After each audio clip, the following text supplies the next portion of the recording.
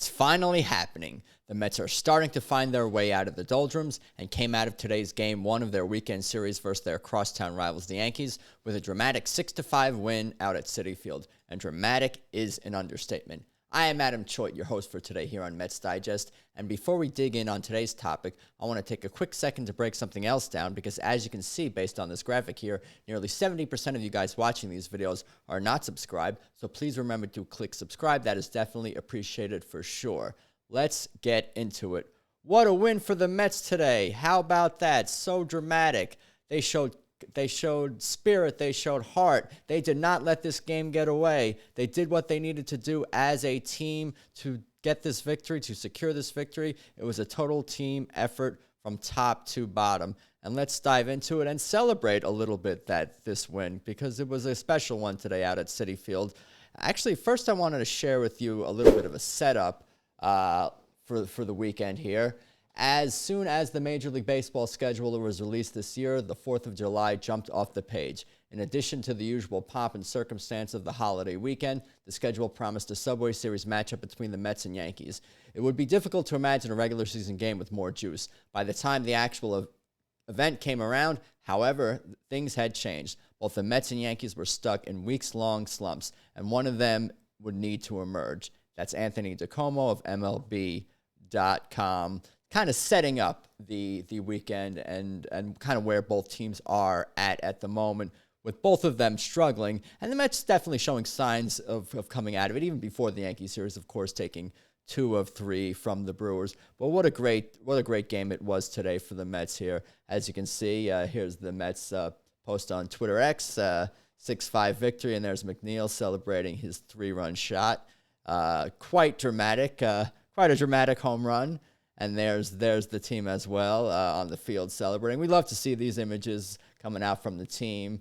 It'd been a while since this past few days where we had seen Happy Jeff, Happy Mets all in their glory out at Citi Field or on the road for that matter, celebrating as well. And here's Shannon on Twitter X, a great Mets fan, making note that the Mets are 3-0 since Mendy moved Lindor to the 2-hole. Feels oddly familiar. And she's referring to the switch last year when he was flipped to the 1 spot, and that's what really sparked the team. So it's funny and interesting how just making a change like that can seem to really spark the team. Lindor went 0 for 4 today, so he was not necessarily a major contributor on offense, but maybe that inspired the rest of the team. Maybe they're more comfortable in their spots in the lineup. So it's definitely something worth noting. But there were definitely some really excellent performances all around and clutch performances all around from the team today. Let's take a little look at the pitching. Justin Hagenman pitched the game he started, and he was pretty shaky. Not very impressive numbers other than the strikeouts, but perhaps even more notable than that is that 4 1/3 innings pitch. So we as Mets fans did get some length out of him. So that's good to see.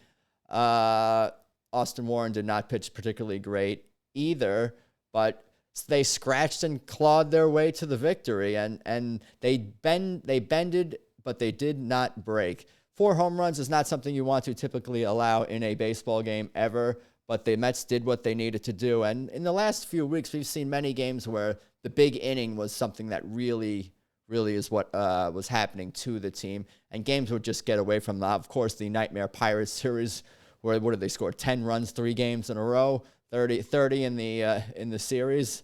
I don't know if it was 10 exactly in a row, but it was they averaged 10 a game.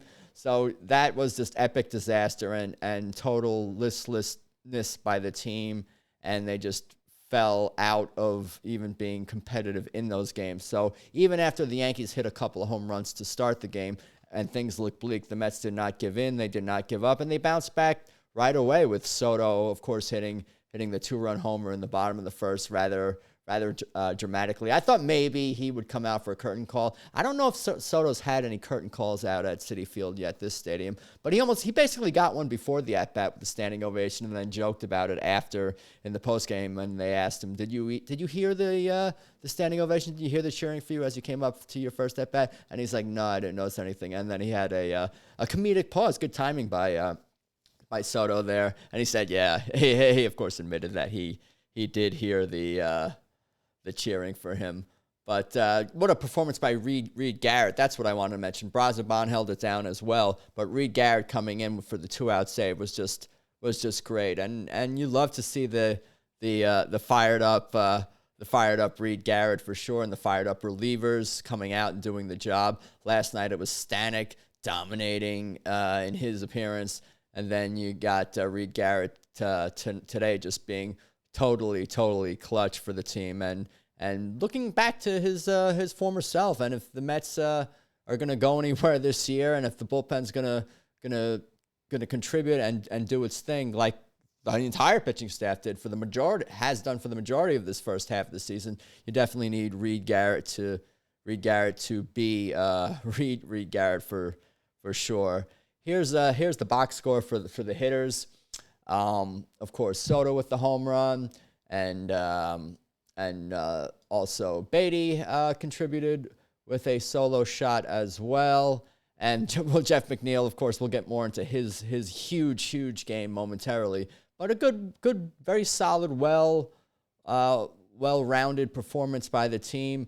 Mauricio contributed the hit. Tyrone Taylor still can't find a hit for the most part. But the Mets, again, it's total team effort. They did what they needed to do, and they outplayed the Yankees, and that's why they won the game. They did more things right than wrong, and the Yankees did more things wrong than right in this game. Not to be trite about it, but definitely an all-around great team performance, clutch performance, well-rounded performance by the Mets. Now let's dig into some of Jeff McNeil's game, because he had an amazing game, a all-around amazing game with the bat on defense. And I want to dig in on that for sure. So let's take a look at some of the Jeff McNeil. Let's get into some Jeff McNeil content. It's time for Jeff McNeil content.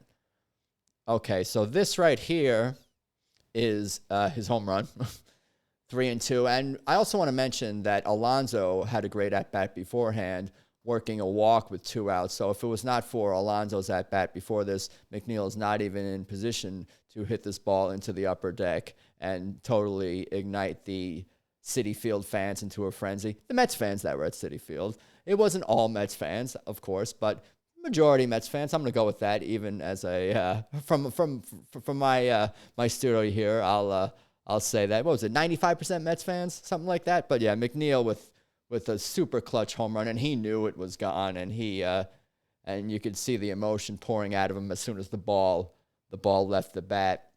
Here he is. As soon as it left the bat, I knew it was gone. That was fun. Jeff McNeil catches up with Steve Gelbs after the 6-5 win over the Yankees today at Citi Field. That's SNY on X. And Jeff McNeil, and I'm sure Steve Gelbs got a little bit of the Gatorade shower after the game as well. So that's super great to see. Happy Jeff, smiling Jeff. We always want to see that certainly.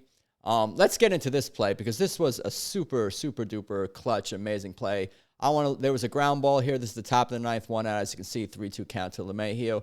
And it was a bouncer to him, took kind of an in-between hop, as you call it, somewhere in between an in-between hop and a long hop, but it was a tricky hop nonetheless, however you want to describe it. And this is after the ball, of course, had bounced a couple of times. And if you can looking at this man catches this ball. This man gets to this ground ball. This ball is caught. It may not look like it here, but it is caught. Oop. Where is it here? Here you go. And here's the other angle. Let's play them in sync right here. Look at this. This ball right here is caught. This is going to be caught. What an amazing play it was. I think we got an oh wow from Gary Cohen on the broadcast for this one. So super duper clutch play. All the questions for Jeff after the game were all about, so what did you enjoy more, the fielding or the home run? What did you get more? What do you get more out of? What brings you more joy? And of course, it was a tough call for him. But the home runs never get old. Home runs always get the number one choice if it comes to whether players enjoy hitting a home run or making a great defensive play. Almost always the home runs will get the nod in that regard. But what a great play right here. Here you go, one more time for you. And here we got it right here. Here's the post-game celebration. Let's call this a reverse angle of the Jeff McNeil Gatorade celebration, along with Steve Gelbs, of course. Just a fun day all around, dramatic day that did not start off on the best foot for the Mets. Of course, with those 2 home runs I had mentioned before. What did I want to get into next? Just a great win. Just a great win overall. I have a quote here from was it John Harper here? Let's take a look at that. Game MVP, Jeff McNeil. He's not the ideal number 5 hitter behind Alonso, except he was on this day. He battled Weaver to a 3-2 count and then got a changeup at 87 miles per hour that stayed up just enough for him to launch his 9th homer of the season. McNeil also made a great play in the 9th, diving to smother a high chopper off the bat of LeMahieu and scrambling to his feet to throw him out for the 2nd out of the inning. Yeah, so that pretty much tells the story right there and covers it all. And I want to just talk about that home run on that changeup, because we've seen Jeff McNeil get frustrated. We've seen happy Jeff. We've seen mad Jeff. Mostly, pretty much all this year, he's been great since coming back from injury.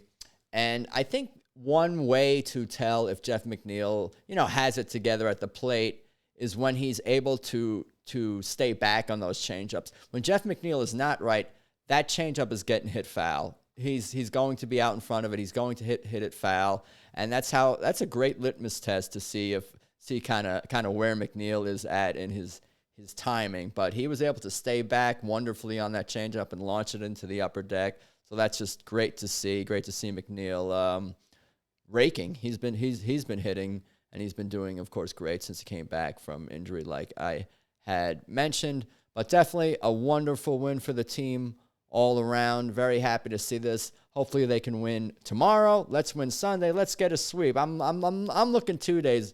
I'm looking 2 days ahead. But before I sign off, let's take a look one more time at the standings, where we are. What's this? The Mets are only a half a game out of the first place, behind the Phillies, who did lose today as well. The Mets are on a 3-game win streak. The Phillies are watching their backs right now, with the Mets coming up and on the charge. And we know the Mets have struggled for the last couple of weeks. So to see them, 5-5 here, that's not exactly lighting it up to be 500, but it's nice to see, rather than, losing 13 of 16, 14 of 16, or whatever it's been during this time of losing. But what do you guys think? Have the Mets snapped out of it, or are we back to happy times again? Are things all good again? Definitely, please like, subscribe, comment. Let me know what you think about the team. Let me know what you think is going to happen the rest of this weekend. And let's go Mets.